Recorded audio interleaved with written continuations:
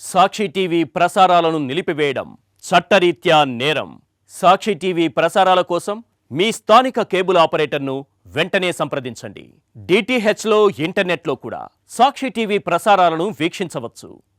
Right, ఒకసారి ఒడిశాలోని పరిస్థితి చూస్తున్నాం. గోపాల్పూర్ ఈ ప్రాంతం కూడా ఒకంత అప్రమత్తంగా ఉండాలంటూ అధికారులు సూచిస్తున్నారు. ఒకవేళ ఈ తుఫాన్ తీరం ఏదైతే దిశ ఉంటుందో ఇది మార్చుకుని కొంచెం ఉత్తర దిశగా పయనించినట్టయితే కనుక ఒడిశాకి ప్రమాదం పొంచి ఉంది అనేది చెప్తున్నారు.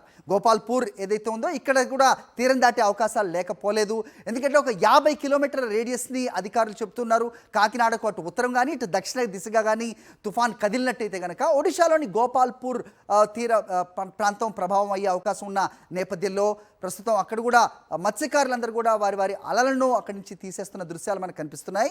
తమిళనాడు, ఒడిశాలో కూడా మోంతా తుఫాన్ ఎఫెక్ట్ కొనసాగుతోంది.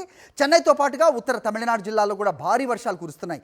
మోంతా నేపథ్యంలో ఒడిశాకు కూడా ఈ ప్రమాదం పొంచి ఉంది. దక్షిణ ఒడిశాలో 8 జిల్లాల్లో రెడ్ అలర్ట్ జారీ చేశారు. వేలాది మందిని సురక్షిత ప్రాంతాలకు కూడా తరలించినట్టుగా రిపోర్ట్ అందుతోంది.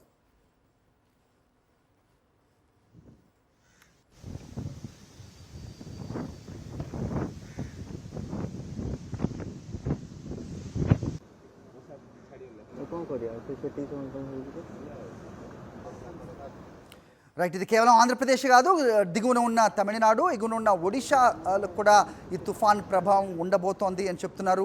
ఒక్కసారి చూసుకుంటే కనుక కాకినాడ పోర్ట్లో 10వ నంబర్ హెచ్చరికను జారీ చేయటం ఇటీవలి కాలంలో ఇదే ఫస్ట్ టైం అనేదిగా బ్రేకింగ్ అప్డేట్ చూస్తూ ఉన్నాం.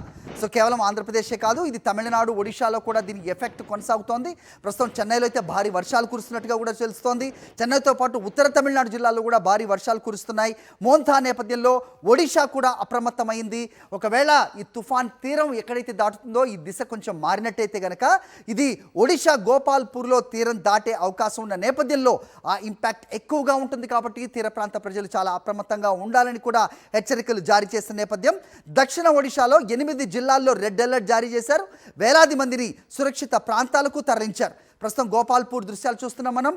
అక్కడ సముద్ర మట్టం ఏ రకంగా కొంచెం ఎగువకి కనిపిస్తోంది.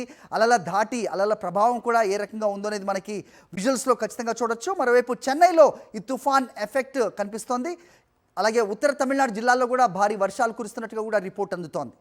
ఓ బాక్స్లో మనం చూస్తున్నాం చెన్నైలో తుఫాన్ ఎఫెక్ట్. మరోవైపు ఒడిశా గోపాల్పూర్లో మత్స్యకారులు వారి వలలను తీసి వాటిని భద్రపరుచుకుంటున్న దృశ్యాలు కూడా మనకు కనిపిస్తోంది.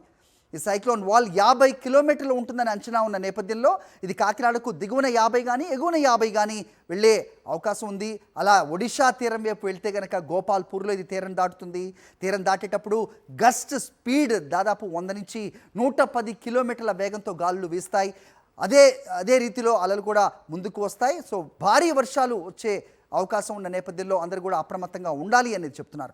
కాకినాడ తీరానికి డేంజర్ సిగ్నల్ 10 ఇటీవలి కాలంలో ఇదే ఫస్ట్ టైంగా చెప్తున్నారు. దీన్ని బట్టి అర్థం చేసుకోవచ్చు దీని ఇంపాక్ట్ ఏ రకంగా ఉంటుంది, ఏ రకమైన నష్టం ఇది వాటింపజేసే అవకాశం ఉంటుంది. ప్రాణ నష్టాలు కూడా ఉండే ప్రమాదం ఉన్న నేపథ్యంలో అందరూ కూడా ఖచ్చితంగా దీన్ని లైట్ తీసుకోకుండా అధికారులు ఎవరైతే సూచనలు ఇస్తున్నారో ఆ సూచనలను తూచా తప్పకుండా పాటించాలనేది అధికారులు చెబుతూ ఉన్నారు. సైక్లోన్ వాల్ 50 కిలోమీటర్లు అంటే ఏదైతే వాతావరణ శాఖ సూచిస్తుందో ఒక డాటెడ్ లైన్, దానికి అటు కానీ ఇటు కానీ 50 కిలోమీటర్ల ఎక్కడైనా ఈ తీరం దాటే అవకాశం ఉంది అనేది వాతావరణ శాఖ చెప్తోంది.